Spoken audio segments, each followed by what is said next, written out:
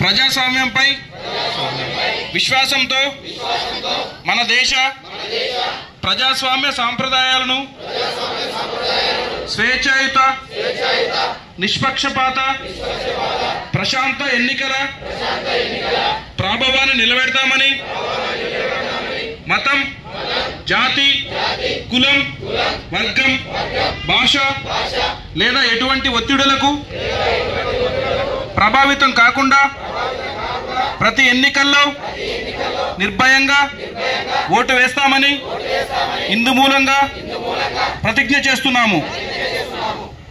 Thank you.